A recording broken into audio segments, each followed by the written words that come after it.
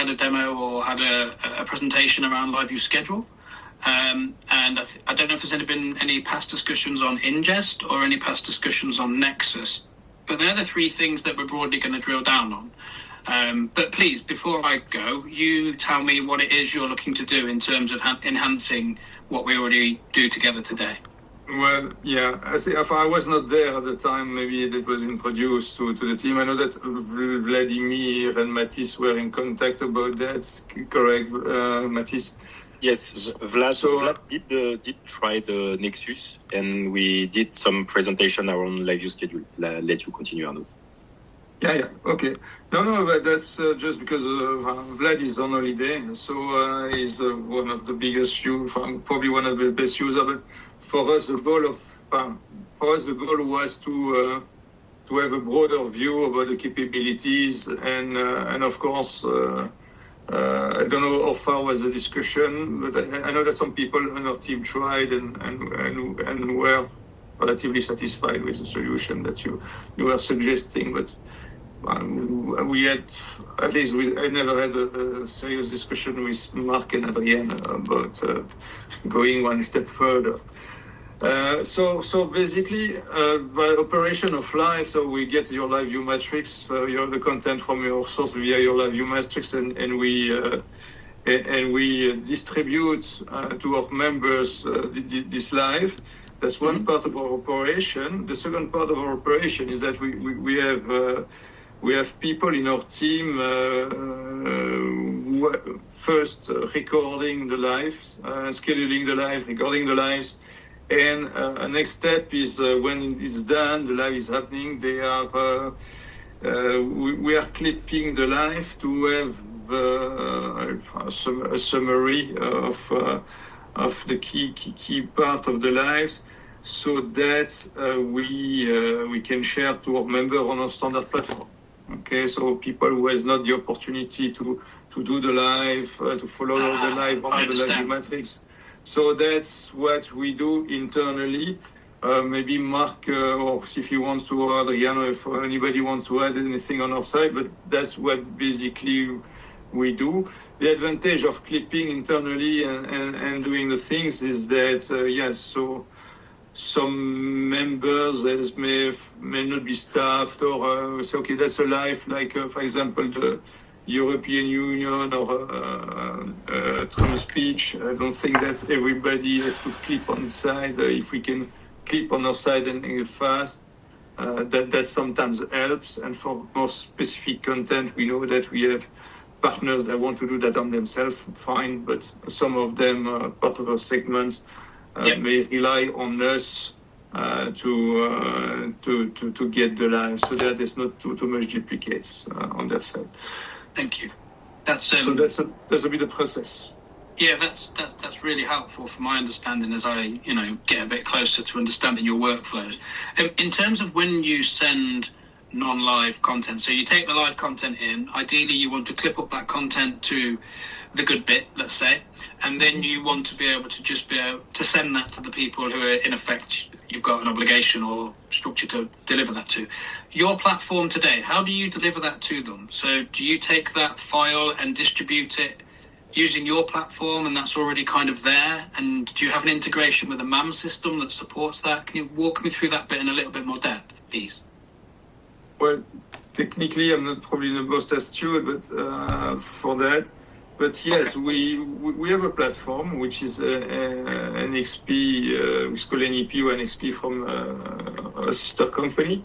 So the new generation on which we are working on will be delivered a couple of days is type of a MAM, okay? But with the distribution capabilities. So at the same time, our members send us videos, so we have technological agents that allow us to do it automatically, or can do it manually, upload content, and then we distribute it. Either they download them manually or they have an automatic download as well on their side.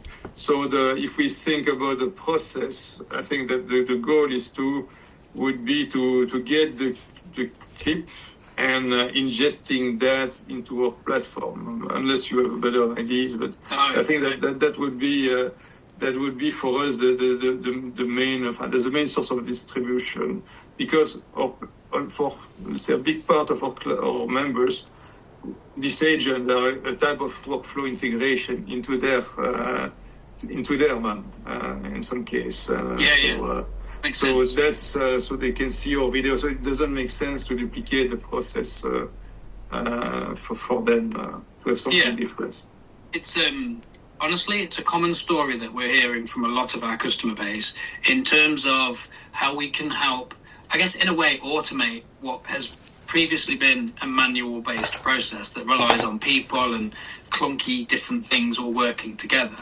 We absolutely have a methodology of being able to automate that for you, and there are probably there's a couple of different things to probably discuss and give you a high-level overview if you weren't a part of the previous discussion. So I'm going to start with that, and then I'm going to actually show you a workflow example from what we did around NAB for this exact use case, which demonstrates 3 products working together that I mentioned to you in the email: LiveU Schedule, LiveU Ingest, and LiveU Nexus.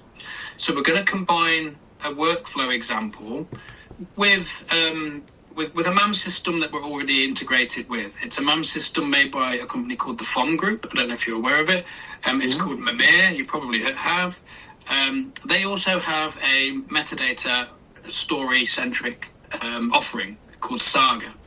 Now that was going to be my only next question to you, Arne, which was more around, maybe it's a more technically led thing we need to get into the detail of, but I don't know whether you already have a planning tool or a metadata origin point that you utilize as you go then into, or do you do that when you input it into the platform? I just was keen to understand a bit more about metadata. Either we or the partners do it when they input it into the platform, or if it's something we've created ourselves that we do that. That's the origination point for the metadata. Perfect. That makes life, to be honest, at this stage a little bit easier. What our customers are starting to consider is the origin point being at the point of contribution, right? So, for example, if you imagine a LiveU field unit in this use case, because that's what we have integrated today, it can pull the story-centric origin from a metadata engine, like a news planning tool, like Saga, and we've got one ourselves called Schedule, which we'll show you. But in essence, you can start the metadata at the start of the origin of the contribution point, and then also we have options to pass that all the way through to the MAM, which means somebody may not have to input it there. It may be inputable here. Now, there's pros and cons of that. There's more of a workflow challenge, I think. But for now, we'll kind of just touch on that and focus on you inputting metadata. We can always circle back and pull metadata in from an origin of your choosing later, whether it's your own planning tool or whether it's LiveU Schedule or something in between. But before we do that, I'm just going to show you this example. And then what we'll do is we'll dive... Your core requirement around recording the live content that comes into you and then clipping that up for you to be able to push a clip into your MAM is absolutely going to be focused on us demonstrating ingest to you.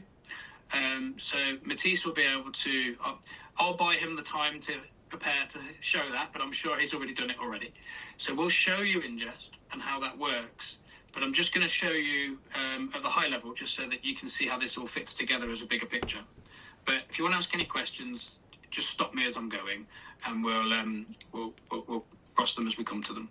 So to give you the higher level picture, and you may have had this presentation before, so if you have, please forgive me.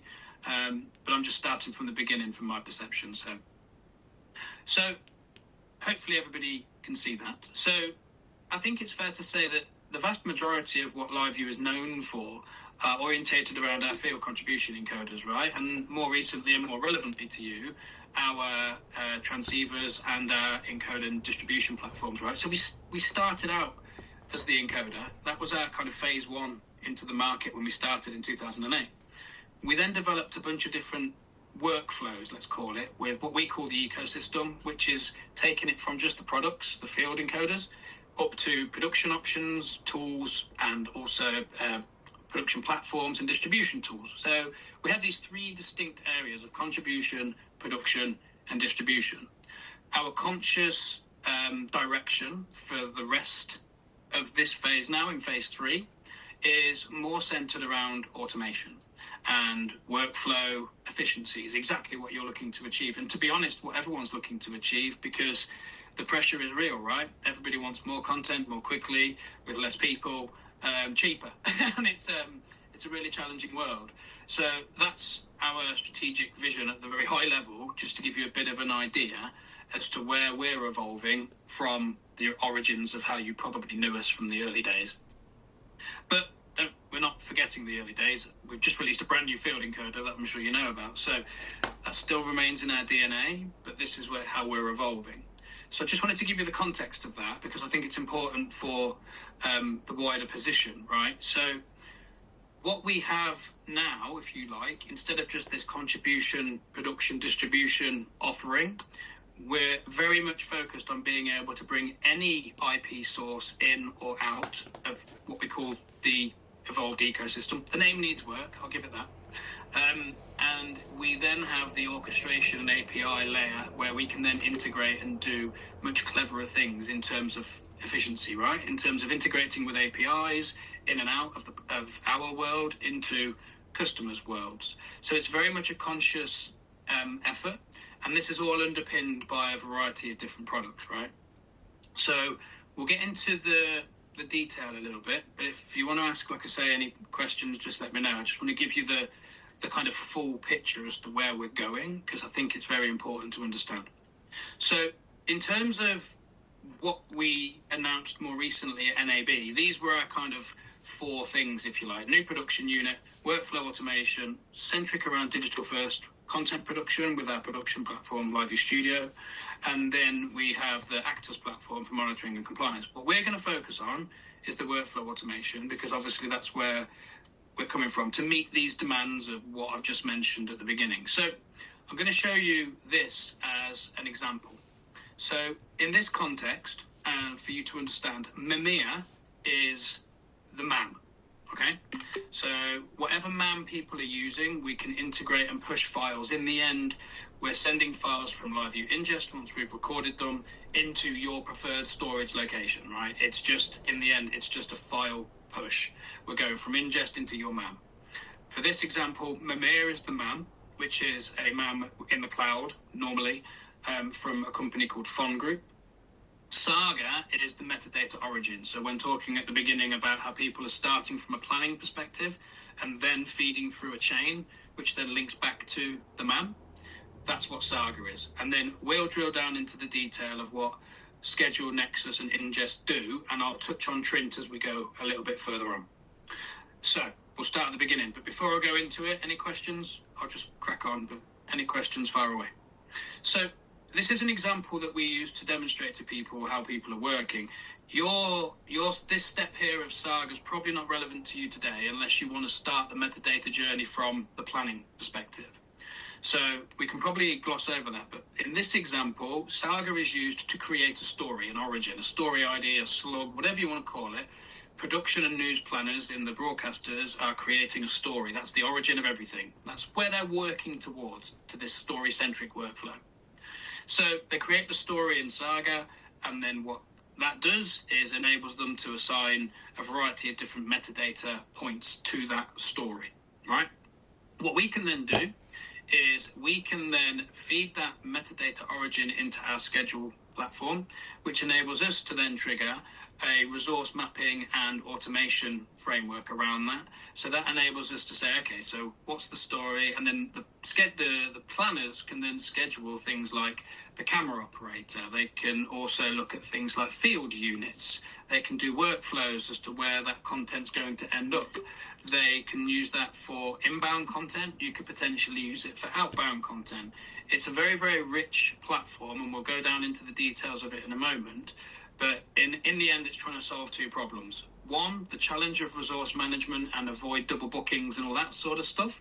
And then 2, being able to then trigger automation and orchestration downstream so that we don't have to necessarily rely on people to be able to trigger those flows.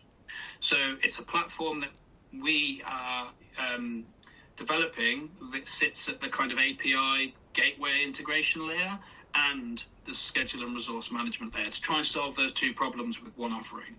So I know that you've had a little bit of an in-depth view of schedule in terms of a demo, but we'll circle back to it in a moment and I'll explain a bit more about it.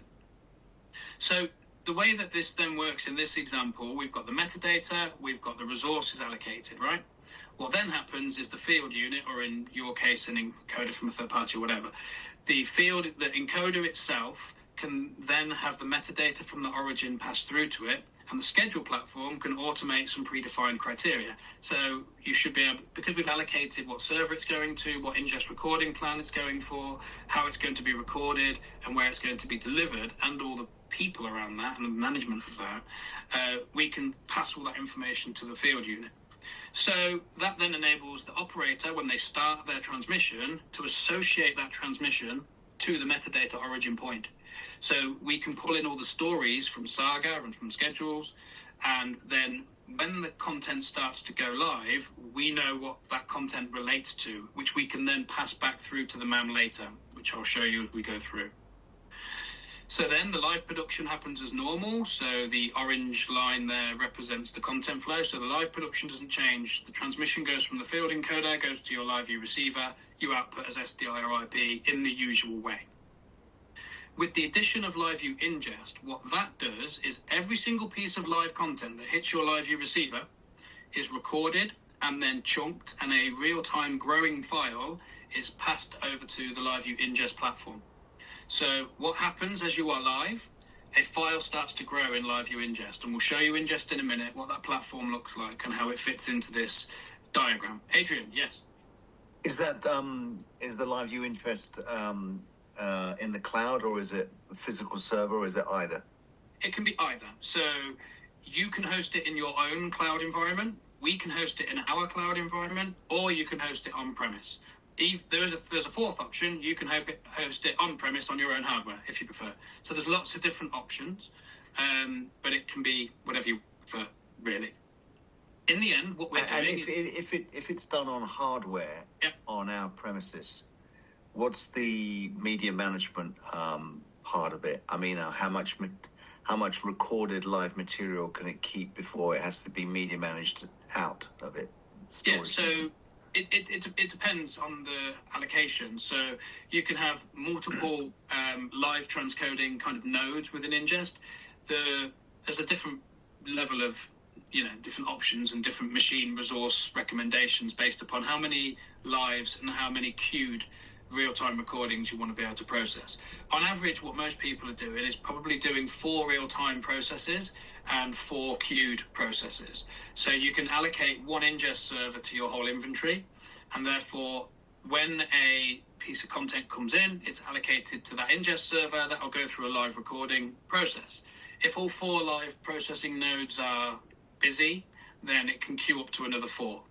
But there's a scale there. If you wanted to, you could have 2 ingest servers, right? And then you could have 8 effectively real-time processing enabled, and then another 8 in the queue. What we're working towards as part of our roadmap is the dynamic allocation of those transcoding ingest nodes, so that we can then help make that more efficient as well. But yeah, that's the kind of broad answer, if you like. But there's lots of ways you can, cook the cake, if you like. So in the end, we're taking every single piece of live content, live workflow stays the same, but all the recordings are being effectively propagated on the ingest server. And we'll show you that in a second. But just to finish this journey, LiveU ingest itself, once the file has grown, and as it's growing, by the way, you can clip from it. You don't have to wait for the live to finish. The live can be growing all the time, and as soon as a bit of good stuff comes in, you can say, clip that out, push that to the MAM, and continue with the live, and then clip another piece out and push that to the MAM. And then when the file's finished, you can push the whole thing to the MAM. So there's a variety of different methods we can discuss, which we'll show you. So the other thing LiveU ingest can do is it can integrate with other tools, right? And one of the main ones is, we'll show you the platform live. So rather than showing you this picture, I'll show you what LiveU ingest does in a minute. Well, Matisse will. The other part of this journey, before we get into the integrations of ingest, is Nexus.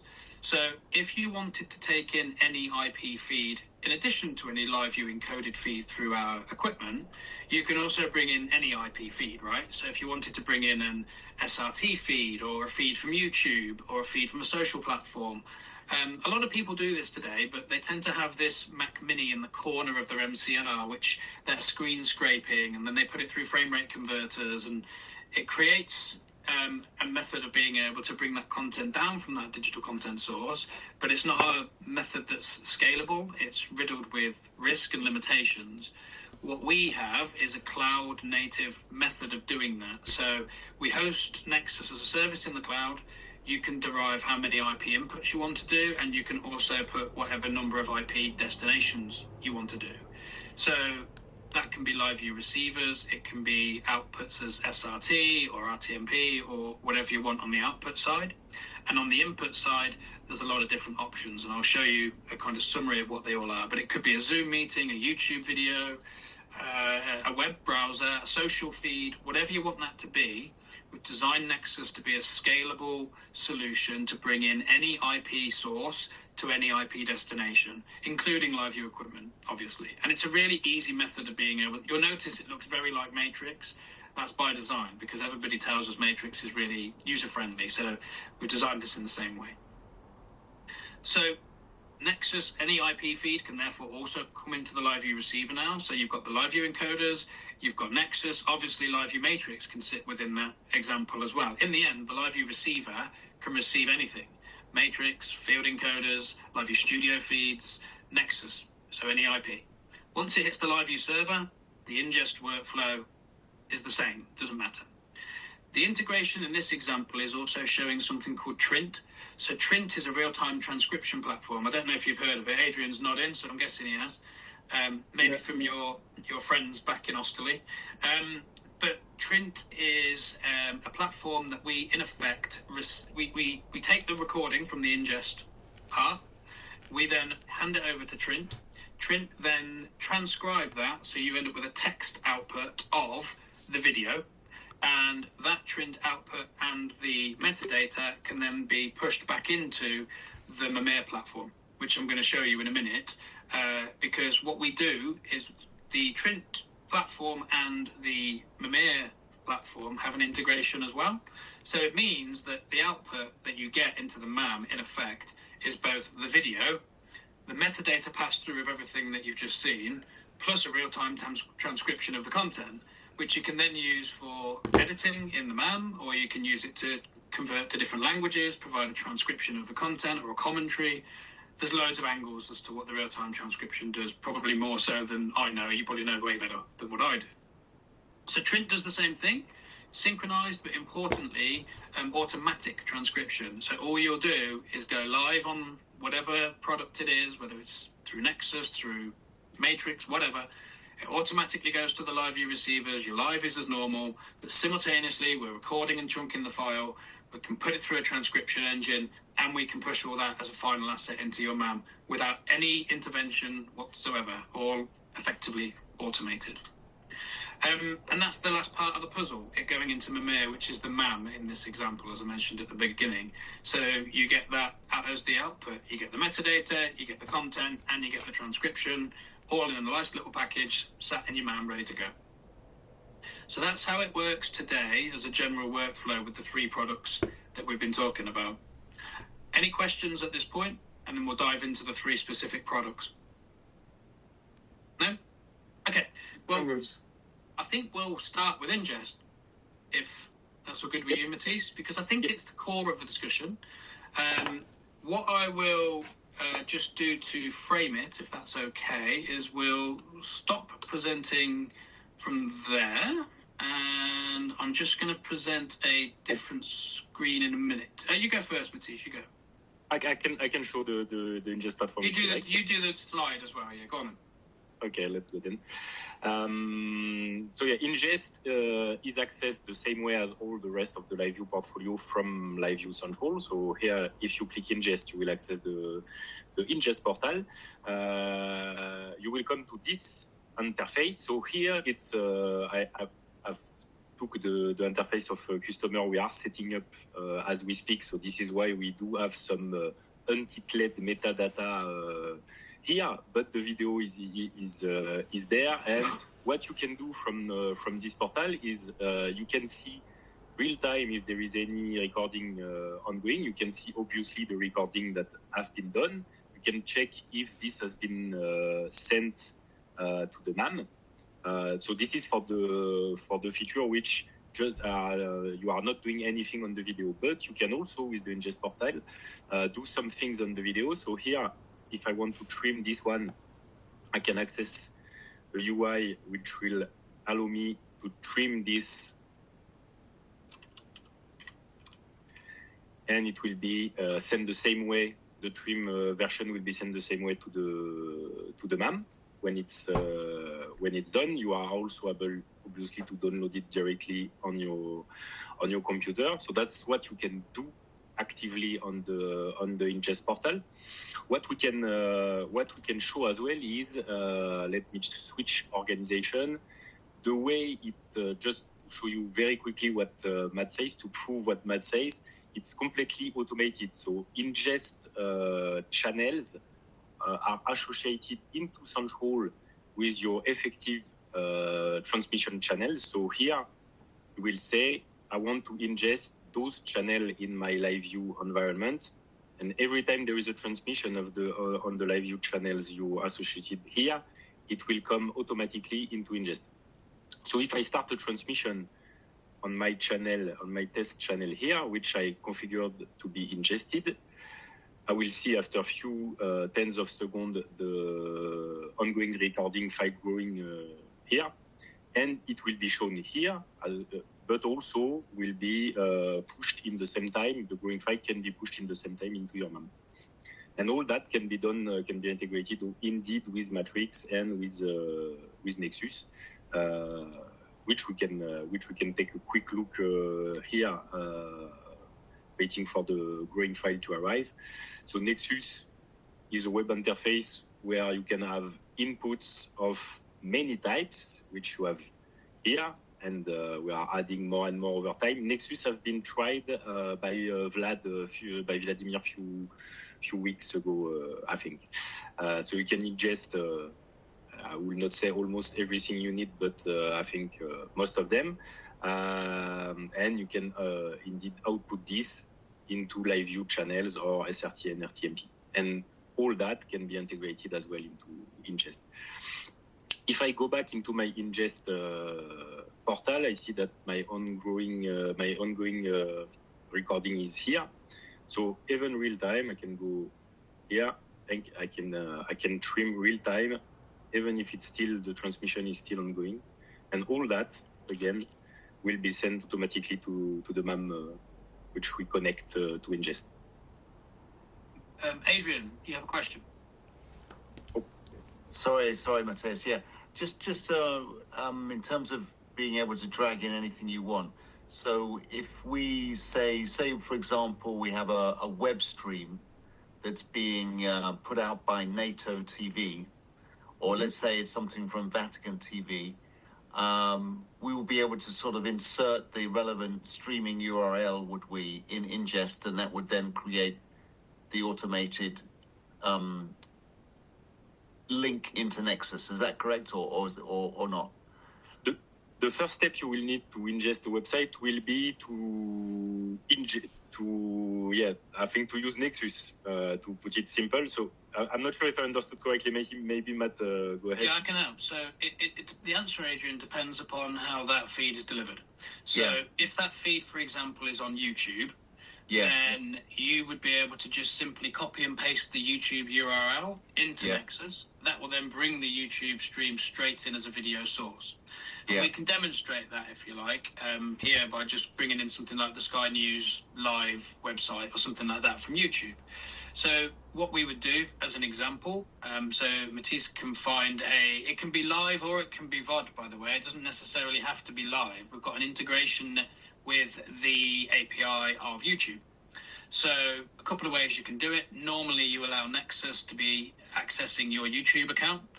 And then what we do is find the content that you want. So Matisse is just copy and pasting the URL.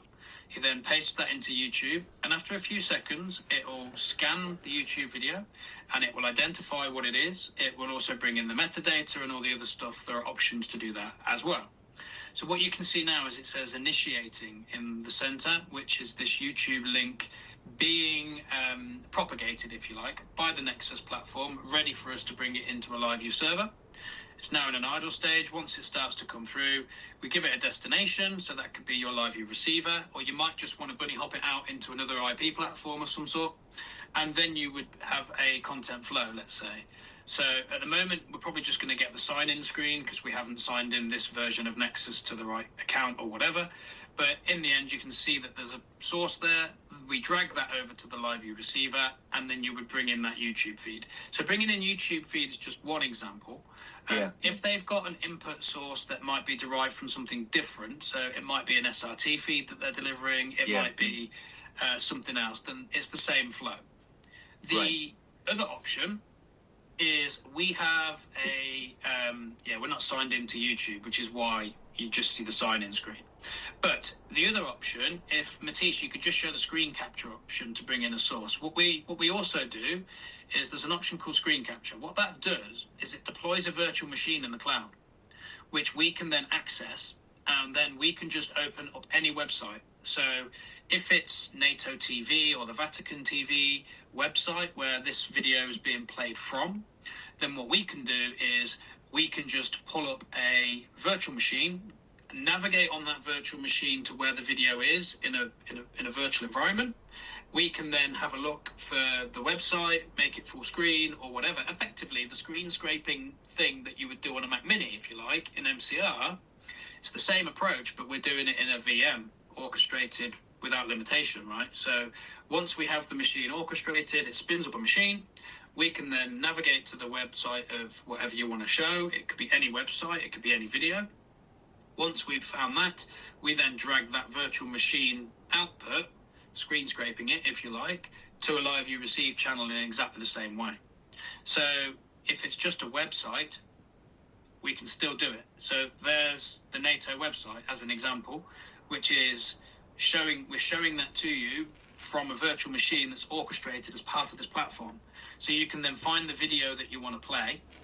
There's a good example. We find that video, we make it full screen, and that is now our content source. We then drag that to the LiveU receiver, and now you've got the NATO website output on your LiveU receiver.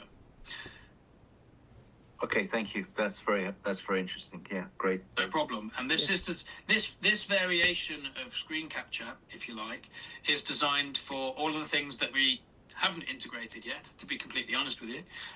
But equally, there is content on websites that we're not going to we can't integrate with every single website, right? So the screen capture method. Just to dive into that a bit more. I mean, obviously, if you're taking it from YouTube and you have the YouTube integration, and you're getting it in the quality that YouTube is giving it to you. When you don't have an integration, say it's a streaming URL that you need to do the screen capture for, what's the loss of quality in terms of the compression that you're using to get to that screen capture? It's a great question, and honestly, I don't have the specific measurements of it. But what we're in effect doing is taking the house format, if you like, and delivering it to your LiveU receiver as you need. So there are methods of being able to change that if you needed to, but we're in effect taking what the source origination point is and outputting the same. So the example of... Oh, sorry, I thought somebody was asking a question. This website capture, for example, the one that says ready above it, is in 1080p 60, so we'll deliver that as 1080p 60 on the output. Normally, the transcoding or the frame rate conversion, or let's call it manipulation of the image, is done downstream today, but part of our roadmap is to enable those sorts of functionality. So being able to scale it, change audio mapping, change frame rates, things like that, effectively transcoding the video is something that's in our roadmap as part of this solution. So it is going to come to be able to do more with the image, but today we take what we've got and we put it out as what we get. Just a very quick follow-up on Adrian's point. Yes, ma'am. So on the capture, you don't anticipate that it would be any worse than our current solution, which is just we have that Apple Mini. We have a 2021 PC doing it, but yeah, same principle. And it literally just expands the image to get rid of all the surrounding gubbins, and then we just capture that. So you wouldn't anticipate that it would add any levels of loss of quality? No. Okay. No. We've had many people trial it and deploy it, and they've been really, really satisfied with the quality. I don't know if there was any feedback from the preliminary tests that Vlad did or anything like that, but definitely something you can trial. I mean, you can see there in terms of quality. I mean, that's even via Teams. So it should come out in the native quality, and it's optimized as such. So you're obviously welcome to compare and contrast between what you've got and ever. But I think the reason that people are really embracing this as a workflow is, one, the simplicity of it, and two, not having the limitation of 1 Mac or 2 Macs or 3 Macs. And then when you need to bring in 20 content sources, you just click that plus box 20 times. You don't need to worry about the additional resources, the additional frame scan converters, the additional audio embedders and debedders to make that work, the different timings you need to deal with to then put that back in sync. We take care of all of that. So it should be... It's certainly something we're using more, and we have noticed recently, some clashes. So limitations, yeah. Mark, may I make a remark, Mark? Of course. There's one thing you have to consider here, as far as I know, was following the presentation, is that in this system you visibly are able to immediately ingest directly HLS or RTMP, the streams immediately. We are often doing this via the video scraper. You understand? So you don't need to scrape the video, use this PC anymore. It will be better quality. Because we are currently with this PC grabbing this kind of feeds via the screen grabbing, which is obviously reducing the quality. But now, by having it in this Nexus system, directly integratable and ingestible, of course, you have a much better, much more direct ingest. I understand, and that was clear. But the Matthew's point was also that there are times when it just needs to be. The capturing of the stream and Adrian's question. Yeah, but it will be much more seldom. It will be much more seldom. Regarding the formats that they support, it will be definitely much more seldom. I have another question, Matthew or Mattis. Please. I have not seen the demonstration of the scheduler, because it's great to be able to record. But here is the thing: how do you schedule ingests, please? How does that look like? Because when we know often there's a source that needs to be recorded, and whatever it can be now, HLS, it can be one of your direct streams on LiveU. How can you schedule it, and how does that look like? So you're talking about inbound streams, right? Yeah, we know the timing. So matrix feeds coming to you, in effect. Whatever, it can also be any other signal. But if you know it's in 2 hours at a specific time, how can you schedule? I mean, an ingest. Here you showed how you can trigger it, but how can you prepare it?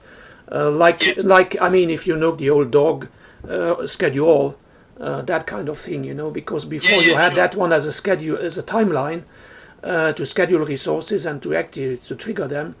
But now, what solution do you have here for that? Let me show you. So, in the first part of your question is how would you schedule the ingest, right, or the recordings? So, in essence, there isn't a necessity to schedule the LiveU ingest recording flow. It will be instigated automatically once a LiveU feed hits your LiveU receiver, and then that's automatically recorded by an ingest node. So there's no scheduling for the ingest part itself, if you like. But in terms of how you then manage the full layer of resources, the rabbit hole gets a little bit deeper with LiveU schedule.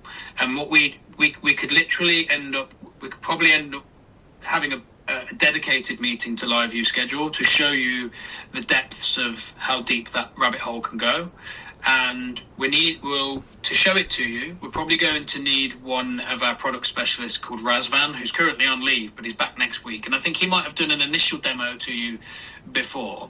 What I'd like to probably suggest is that when he's back next week, we give you a bit of a deeper dive into LiveU schedule. But what I can do is show you it in terms of the features of it, if you like, and the benefits that it can show to you. I can Just go something, through that. Okay, let me just show you my screen once again. Bear with me. I was just going to finish off the ingest part, if you'd allow me to do so, just to explain the full picture in a bit more of a deeper dive. So this is the manual process you have today, right? So you're bringing it into an SDI matrix, and between that SDI matrix and, in your case, recording, there are lots of manual things, right? I think that's relatively clear. So as I say, what you won't need to do is schedule when the SDI feed needs to be into an outside source recording channel. You won't need to allocate a MAM input channel, none of that. The whole idea today is that you do that, right? You take out, manually record, manual metadata entry, all of that sort of stuff. The whole challenge of that is all the manual interventions in between the process. So LiveU ingest is specifically designed to automate it. So this is the deeper dive, and I can share it with you. It's kind of a zoom in, if you like, on that previous, it wasn't really a diagram, it was more of a cartoon, but this is more of a diagram where it shows you how it works automatically, right? So the recording part of what you've mentioned is fully automatic. As soon as it hits your LiveU receiver, it's recorded. And I don't know if you saw what Matisse was doing, but he showed you that example of bringing in the NATO website video. It was hitting the LiveU receiver, and it was already in ingest within 10 seconds, if you like, of him being able to bring that feed in. So that's exactly how that works with any content source. It could be Nexus, it could be units, whatever. In terms of LiveU schedule, let me just give you the, what's the right word? Elevator pitch, I think that's what they say. So LiveU schedule itself is designed to do a few different things, as I mentioned at the beginning. We have a lot of customers at the moment who are looking to replace Schedule All. What do you have a booking system, resource management system? Do you use Schedule All today? What do you have today? We had used Schedule All. It's still the old machine is still in use for triggering, for scheduling the recordings. So the precise answer to the initial questions you have asked, how we handle it today, is that it is still done via this procedure. So the signals, like from LiveU, they are recorded, so they are scheduled like this, like a normal input coming source, and then it gets sent to the recording component that forwards it to the MAM. Okay, and so here it's obviously what you now offering. It's everything it's all in one in a box, and and it's much more direct. It's metadata handover and all that stuff, and the information you encode in Schedule All is basically when you name what the content is. But of course, it's not a handover from LiveU. You have to encode it manually separately. So then it gets handed over to the MAM, and it handed over via the recording device to the MAM. But it's a bit too many hops. And here it's obviously the principle is basically the same. You have it just inside. And one thing I wanted to tell you is, by chance or by hazard, I was attending yesterday the post-NAB webinar by Saga and Mimir. So it's an extremely interesting coincidence that your presentation is just the day after. So when you mentioned that in the beginning and have the logo, I have seen that. And I know the products already from years earlier, but now I saw that the LiveU integration is really, really good. And so I now see it from the other side. That's really great. But I saw also that's why the scheduling thing is also very interesting to me. Yeah. So thank you for the overview. And yes, you're right. We do the same thing. We've just come at it from a different way, consciously, and that's because and I know that there are alternatives that have been mentioned, right? That do everything in one thing, and we design our system to be modular on purpose, because we have some people who just want to do the ingest recording, and we have some people who just want to do the IP inputs and outputs. We have other people who want to do the scheduling thing. But I think it's fair to say that the way I perceive LiveU schedule is almost a layer that sits across everything. So you can then use that as the start point for the planning, for the resource mapping, for automations, and for orchestrations downstream. And that's exactly what it's designed to do. This is how normally it would look, and we have tried to make that much simpler. The reality of it today for most, if they don't have something like Schedule All or they don't have a platform in their own right, is they're doing it with manual tools like Excel, or they're using other things. The whole point of our methodology is to take a complex workflow and simplify it. And you're right, when you start at the origin point of the scheduling of the resources, the rest of it, then we have an advantage, right? Because we can then say, oh, well, we know that piece of content is going to come in at this time, so we can tell things downstream to be ready to do certain things at certain times. So we believe that the scheduling component is, I guess, almost like the superpower of the orchestration, because once you know that, you can do that bit really, really efficiently. So, like I say, the rabbit hole can get very, very It's the deep. timeline. I'm always Yeah. a bit OCD regarding the timeline experience, because Yeah. that's exactly what Schedule was good at. It was just an overblown timeline, and with an outrageous infrastructure behind it, very out. But here I just saw it, a glimpse of it in the previous screen. Yeah. That's exactly what I wanted to see. I want to see. Is there a very nice timeline experience? Because that's what we need. Yeah. What I'll do for you is Matisse and I will ask Razvan to set up an end-to-end demo of LiveU Matrix content being planned and scheduled within LiveU Schedule as the origin point, with the automated handoff to LiveU Ingest and the recording all as a flow. So that flow that I show, if you like, we can also show it you working with Mimir and Saga if you want to try and... We can actually show you that workflow we started with at the beginning as a full-end working demo if you wanted to. So that's one option, or we can just do a full demo of the end-to-end stuff we've been talking about today without the Mimir Saga thing. Either way, I think that the obvious thing would be, as the next step, and being mindful of the timing, would be that we have a follow-up meeting focus in particular on the advantages of Schedule. I think Ingest will answer your clipping requirements on it, exactly what you want to do today, automate the recording and clip it up and push it into your MAM. That we do today. There's no other products needed. You would just need LiveU Ingest. Commercially, it's a license on your LiveU receiving channels, and it's then a deployment of the ingest server. So that's quite simple to do. If you wanted to trial it, we could set that up in the cloud in a separate environment for you to see how that will look. You can just allocate 2 of your LiveU receivers to be automatically recording content, and then you can clip from it and see how that works manually. We can also explore how that would look as an integration to your MAM system. So that's an offer. We're happy to do that. Just let us know if you would like to. And I think separately, we can also then have a deeper dive into LiveU Schedule and just show you how all of this works together. You know, kind of show you, we'll do a test drive, if you like, of the pictures that I showed you at the beginning.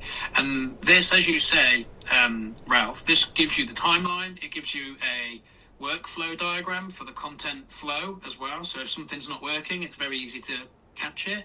It also helps you avoid any scheduling resources. It triggers orchestrations downstream as well, such as ingest recording and the allocation of the recording channels. It can also it goes much deeper. So you can allocate costs and usage models to the production, which then can spit out invoices. It goes right down a rabbit hole, as I say. It can get quite complicated quite quickly. But we'd love the opportunity to do another demo of Schedule specifically. And the other important factor is it's already integrated with the LiveU products. I'll come to you in a second, Mark. It's already integrated with all the LiveU products. We're working through the integrations to Matrix and other things as we speak.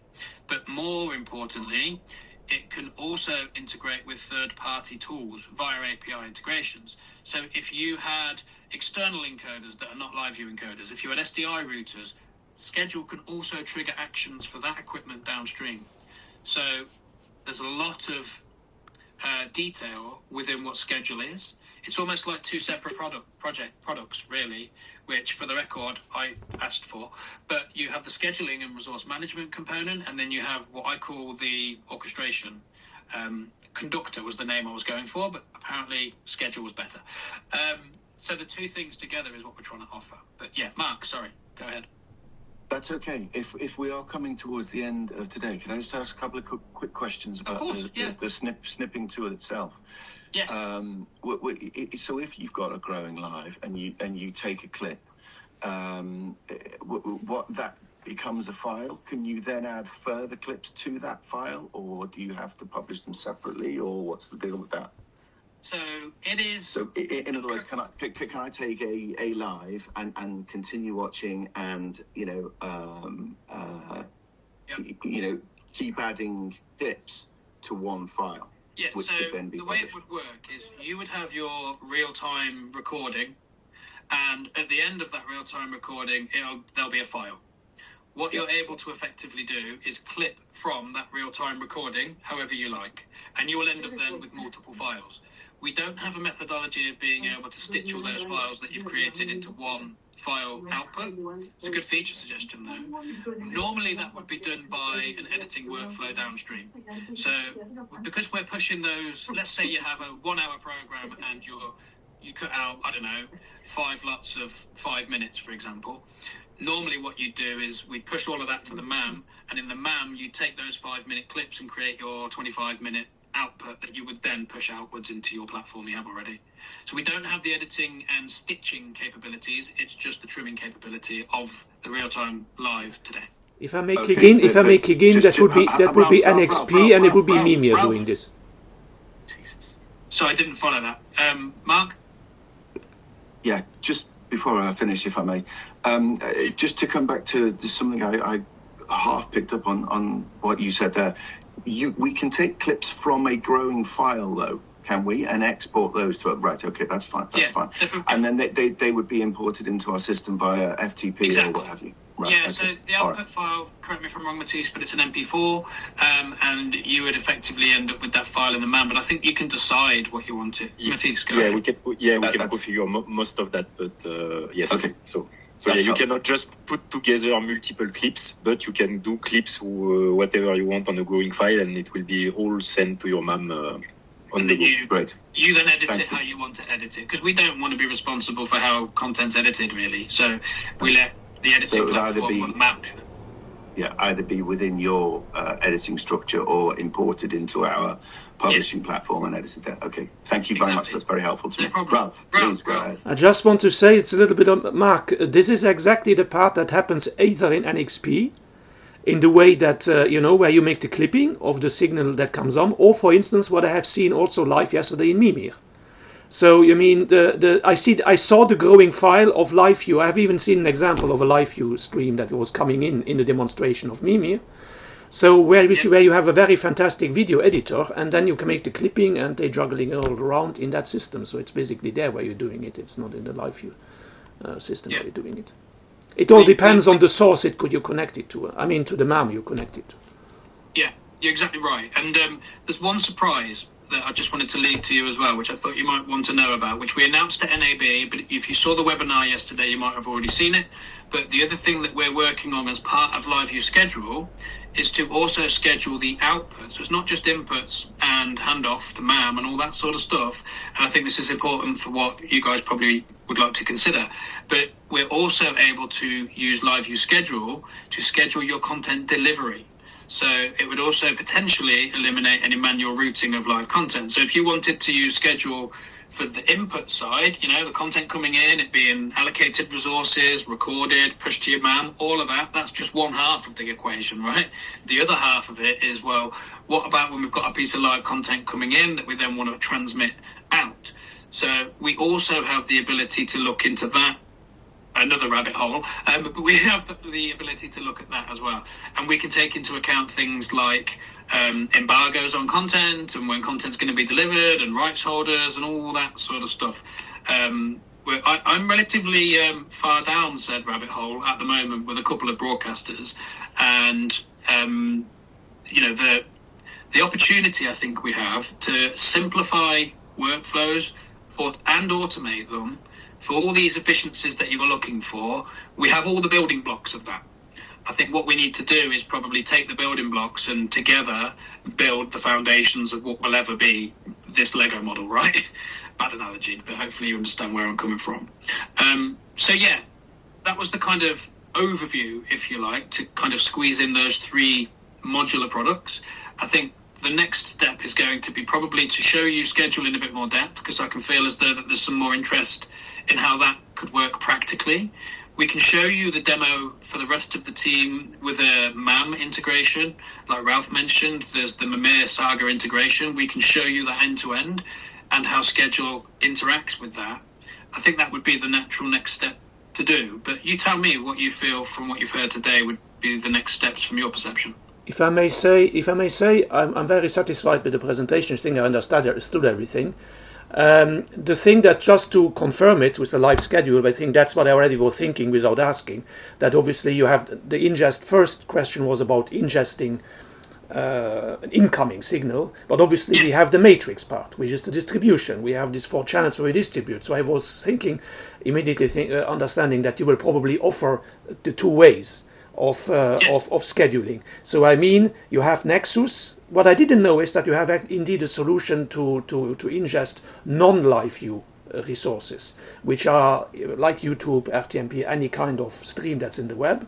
So you can basically connect both and schedule both at the same time, meaning you allocate one of the, we have now 4 resources or 3 resources on the matrix, and then you allocate that and connect it to an incoming Nexus source, and then pre-program and pre-schedule that beforehand.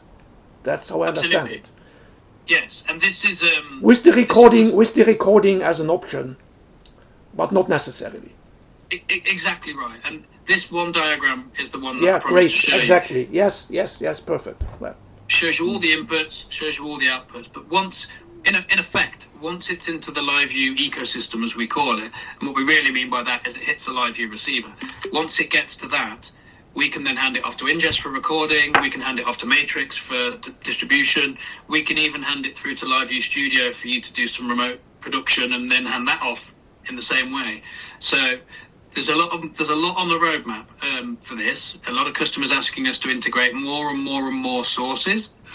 But today, that's what we support by either utilizing standard IP feeds or by using our encoders to uplift that content into, for example, the SDI world. Use our encoder, it can come through Nexus and then out on the right-hand side. So I'm glad to hear that it hit the right level for you in terms of the presentation. So thank you for the feedback. Yeah, thank you, fully understood. So, Anna, Adrian, Mark, what do you think? Do you think it would be helpful to maybe show you a full end-to-end demo of this working as a proposition, that you can then maybe get a better practical understanding of how it works in your use case? Undoubtedly, yeah. Yeah, the question for me is that should we give you probably more detail first up front about our workflow, what we think because I see that your schedule technology can let's say schedule a physical resource where we are more than exchange. So there is a certain section that we won't have, though we do. From time to time, we send someone on site to with a LiveU unit, because we still have a LiveU unit, but we speak about 2 or 3 times a year, or maybe a bit more. So that's I don't know if that level of complexity is required for our needs. It's a great suggestion. I think this is why we designed it in a modular way, right? So if your more immediate need is the automated recording and clipping, we can deploy that within hours, right? Because it can be software orientated, it can be cloud hosted, and as you saw with his show, it's really simple to use. So the integration part is probably a bit more of an in-depth conversation about where we push the files and all of that, but it would be very easy to address that first use case by us just demonstrating and giving you a demo environment of ingest. You're right, so we could just do that part. The next part, Nexus, we can equally give you a demo of it for you to trial your own inbound and outbound feeds, and they will also be recorded in the same way that you saw today. Once ingest is here, anything that hits your LiveU server can be recorded, right? So whether it's your field unit, your matrix outputs, or something else, i.e. from Nexus, that will kind of bring everything together.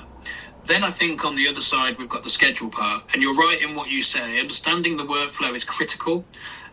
What we tend to do is we engage internally something called a strategic and complex project team. So what they normally do, and it's headed up by a gentleman called George.